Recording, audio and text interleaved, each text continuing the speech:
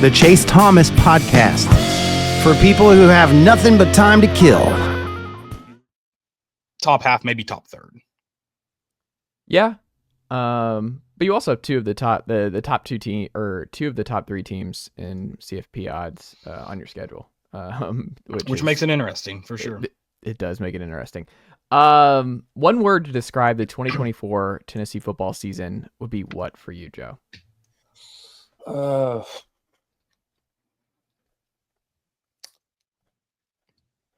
I don't know. Maybe like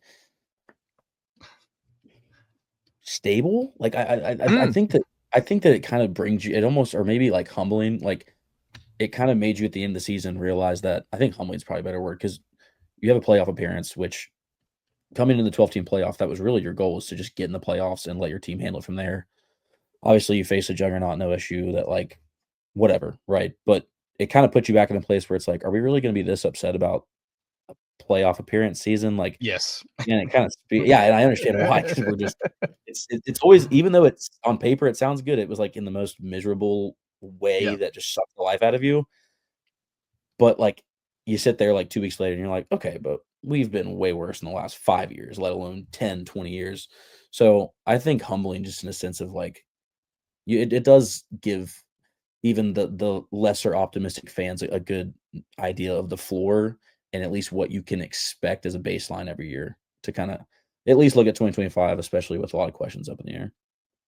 Yeah, I like humbling, and I think it probably helped that Oregon got blitzed worse than you did in the Rose Bowl not long after. So it's like the number one overall team was undefeated. The team that you lost to, I mean, they're on a collision course to win it all. So I think, I don't know how y'all feel about that, but I think it makes it feel, if you're Vol fan, like just still a little bit down about it, it's like, hey, you lost to maybe the eventual champion here, who is just on a unbelievable heater, beating two SEC teams, the best Big Ten team, and then we'll see the best independent team maybe, and best defense right now in defense in FEI on defense at Notre Dame. And I mean, I guess in the end of the day, you're right. Like if you're going to lose to anybody, let it be the last team standing. But it's also one, like, I would have been fine either beating that team, said team, and losing the next round. Like that's one more game you get, or just not playing that team until the final, like one or the other. Not that I think we would have made it in another side. You say that. I'm curious because Penn State fans, I'm curious what they think about this. And that's like if Tennessee had drawn Penn State's draw, and you get SMU first, then Boise, then Notre Dame. Like, do you feel better if you're a Penn State fan than you do a Vol fan who lost and got blitzed in the first game? Because Penn State didn't beat anybody good. The narrative hasn't changed for James Franklin after that loss. Like, it feels pretty empty, right? Even with 2 playoff wins, you're like, yeah, but who did you ultimately beat? Like, you weren't clearly weren't winning a national championship based on how you played against Notre Dame at the end and seeing what Drew Aller looked like in the biggest stage, and I mean just what that passing game was. I don't know. Like, do you feel I that think much it would more have been fulfilled? a lot of fun. Yeah, I don't know about more fulfilled, because I think the worst part about being a fan, and I think if you've played competitive sports and you've been, obviously the level college football is at now and is very different than just playing high school, soccer, football, basketball. If you play competitive, when you're in that environment, I think it's easier to step back and say, oh, wow, I accomplished all of this season, than as a fan where you don't really, the only accomplishment you really fill in on is a national championship, is a title. Like that's the only one you really, in my opinion, is that's the only one you feel a part of. So it's harder to step back and go, like, I guess the conversation in like 2022 baseball, I was able to step back and be like, that was a heck of a season. I just don't think that team was ready for whatever reason. Like, I think it's hard to pinpoint in a sport like baseball, but that team just wasn't ready for whatever reason. Before, we didn't know we were going to win 2 years later.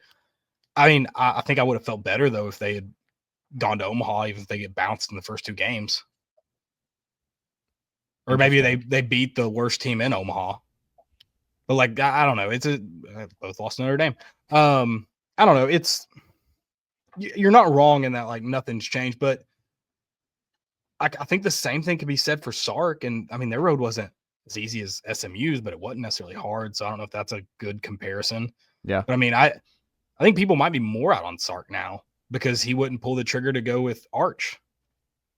I mean, that's tough. I don't know, man. He's built such a big foundation that their roster and just where they're at, and I mean, they're the preseason favorite again next year. Like, I don't know. I think next year's probably a big year with Arch and company, and I think he needs to bounce back. But he's made the Final Four in the last 2 years, so I don't know. I mean, you got to eventually get over the hump, but Right. I wouldn't bet against Sark in Texas right now. Would you be surprised if Sark won a title in the next 3 years? Very surprised. Interesting. And the way he coaches right now, very surprised. Okay. Did they score on a single opening drive this playoff? When's the last time they've scored on an opening drive? Because all I've heard the last 3 weeks is he's the best at scripted plays. I know they didn't do it against Arizona State or Ohio State. I haven't gone back and looked at Clemson yet. It's a good question. I don't remember off the top of my head. Were you about to say something, Joe? I was just going to ask Kayla because I know that we were like going back to the Ohio State thing. Would you have rather had Ohio State lost to Oregon and be done sheerly out of like the hate of, because I know that just seems like I hate Ohio State. Yeah. Right. Yeah. And if anybody hates the Big Ten, it's me. Like Penn State, trust me, like I've been on this way for a while. But like to Chase's point, it doesn't change that you lost. It helps. I mean, again, if we're just at least trying to spin a narrative and like have some positive, it's easier to spin that narrative for sure. You're not wrong. I mean, I just feel better knowing that like Oregon was the number one team for most of the year, where it was like no question about it, no one doubted them. Ohio State come and tranches us. Everyone's like, oh, maybe Tennessee wasn't as good. They go tranche Oregon. Not as many people are like, oh, so Oregon just wasn't as good either. It's like, no, Ohio State just makes them look so much better. So I mean, at least as much as it pains me, and now that they're in the championship, I don't really care. If we played that game, even if it was a shootout, if we played that game to like 2 scores, I would probably be in the boat of like, cool, let's see them roll. Like getting bounced the way we got bounced, I think everyone's just like, you didn't deserve to be there. And it's kind of hard to argue because the team 3 weeks prior, got embarrassed on the national stage by Michigan. I mean, flat out embarrassed. And it looks like that was the catalyst to this run. It's one of those that, like, at the end of the day, yeah, I guess the team that bounced you, like, you'd rather them win it all. But it also doesn't necessarily entirely make me feel better. You're right. It's easier to spin that narrative. But I don't know. I'm just like, I'd rather just not lose. It's one of those things. Like, it's hard to, like, pick an alternative because I would rather just win. And if I have rooting interest right now, it's Notre Dame because I want the national champion to have lost to NIU in the same season. So bad. And I don't think there's any way they beat Ohio State. Hey, the national champion in baseball this year lost a game to Evansville in the tournament. Still won it all. It wasn't the tournament, though, to be fair. I'm just saying it happened. Like we were sweating Evansville. Like that was I remember it. It was Evansville fans were in Knoxville, very confident. What'd you say, Joe? They traveled. They traveled, man. They were chirping Blake Burke's dad in game 2. I mean, they were cocky. Like we could just say that. Like they were a confident bunch. Like I kind of respected it. This small school out of nowhere just coming into Knoxville and Hornets Nest and to carry themselves that way. It was wild. Like my wife and I remember we were in Market Square and they're like leading chants, like chirping at Tennessee fans walking by. And I'm like, it's like 9:00 in the morning. This game's not like, what are we doing? No, they came to play. That's in the tournament. Yeah. So it's different. And I just think it's funny that forever. Like they won a national championship the same season we were sweating if they were going to make it out of Supers against Evansville. Yeah. Like it's crazy. Sports is crazy. That's why we watch it. We don't know. But Caleb, what's your one word, by the way?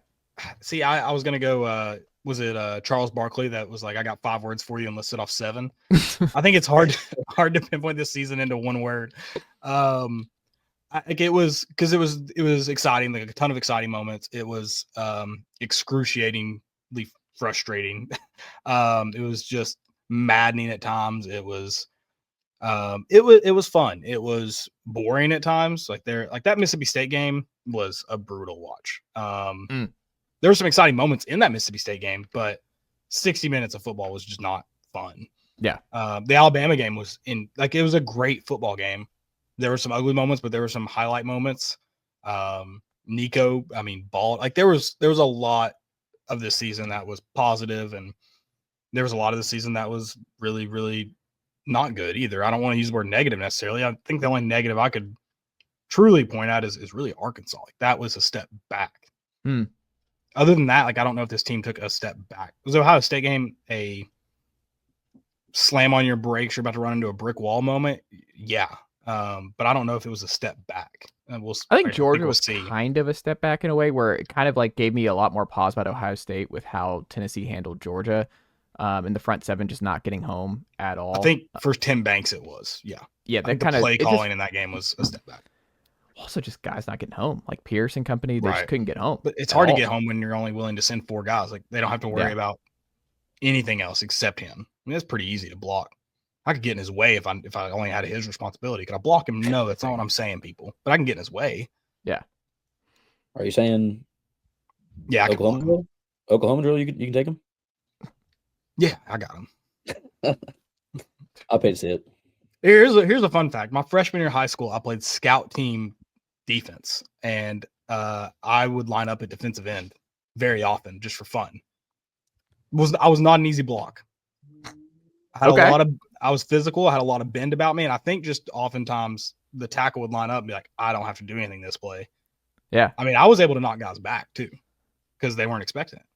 You're just like Stetson Bennett of low South pad Doyle level, High School on the edge. Yeah, that's right. Low pad level, and you can't beat it. Goodness gracious. I love it. James Pierce, we won't line up 1v1, maybe line up across from each other. Who gets home first? Let's find out. Who needs to take the biggest step? Nicely done, nephew. The Chase Thomas podcast. Hell yeah.